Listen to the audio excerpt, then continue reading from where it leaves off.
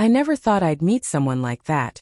In the middle of an almost empty street, when the city had long fallen asleep, the wind chased papers along the sidewalk, and the faint light of the street lamps trembled like it was afraid of the dark. I was walking home from work, tired, lost in my thoughts, not wanting to talk to anyone. And then she appeared. She was standing near a coffee shop that was about to close, struggling with an umbrella even though the rain had nearly stopped. Tall, short blonde hair, wearing an old denim jacket over a black hoodie. There was something calm and grounded about her, like the noise of the city couldn't reach her. "Looks like your umbrella has its own personality," I said, smiling for the first time that day. "Maybe it just doesn't want to go home," she replied, laughing softly. That's how it started. A random conversation that lasted far longer than either of us planned. Her name was Emma. She was an artist working nights at a bar. We talked about coffee, people, fears, about how hard it is to be yourself in a world that keeps labeling you. When I offered to walk her to the bus stop, she nodded. We shared one umbrella, though the rain had already stopped. For a moment it felt like the whole city disappeared, leaving only us, two girls who met by accident at the crossing of their lives. The next few days went by in a quiet kind of anticipation. I kept looking for her in the crowd, listening for familiar footsteps behind me. We met again, at the same corner, as if the city itself wanted it. She handed me a paper cup of coffee. "I thought you should try this one." "What is it?" "Caramel and sea salt. Sweet and bitter. Like life." We sat by the river, watching the water hit the concrete edge. Her voice was low, slightly raspy, like it carried the sound of night and cigarette smoke. She listened the way few people do, really listening. "Have you ever been afraid of yourself?" she asked suddenly. "Every day," I said quietly. That evening we didn't touch. But something invisible flickered between us, like a spark waiting to become fire. The third time we met, I found her at the bar. Music was loud, people were laughing, but when she saw me, all that faded away.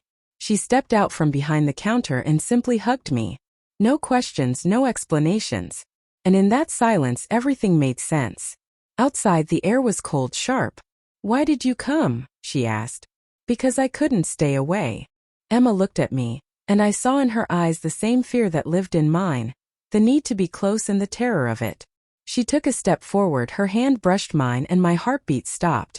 The kiss happened naturally, wordless, gentle, yet trembling with truth. It wasn't about passion. It was about being seen. When the rain grew heavier, she whispered, "Let's go to my place. It's close."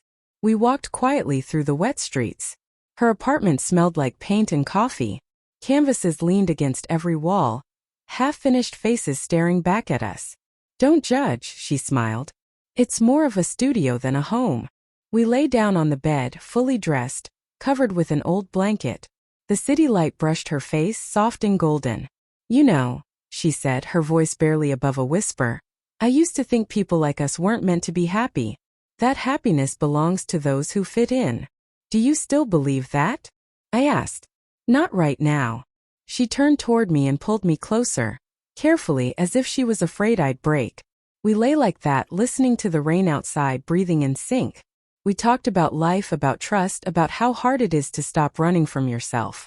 She told me about the first time she realized she liked girls, and how long she hid it, even from herself. I told her about the times I pretended to be someone else, just to avoid being alone. She brushed her fingers against my cheek and said softly, "You're beautiful when you stop hiding." I smiled and she leaned in. Our foreheads touched first, breath mingling, and then her lips met mine, slow, tender, full of quiet truth. It wasn't about desire. It was about peace. The kind of kiss that says, "I see you." She wrapped her arms around me, and I rested my head on her shoulder. The world outside faded, leaving only her heartbeat and the sound of rain. "Don't disappear," I whispered. "I won't," she murmured back. That night we fell asleep in each other's arms, while the city breathed outside, unaware that somewhere above, two girls had found a home in each other. Life changed after that. We spent our evenings on her rooftop. She painted the stars. I listened to the wind brushing against the metal rails. She showed me her paintings, shadows, silhouettes, eyes full of longing. "Is that you?" I asked, pointing to a girl in a yellow raincoat on the canvas. That was me before you. We weren't perfect. We argued, stayed silent, got scared. She sometimes disappeared for a few days. To find herself, she said. I always feared she'd never come back. But every time I heard her footsteps in the hallway, the world felt right again. We moved into a tiny apartment with cracked windows and a view of the bridge. Every morning we drank coffee and drew hearts on the fogged glass.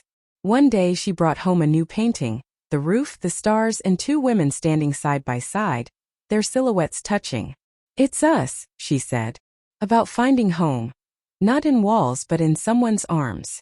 And I realized that's what love is. Not perfect, not loud, but real.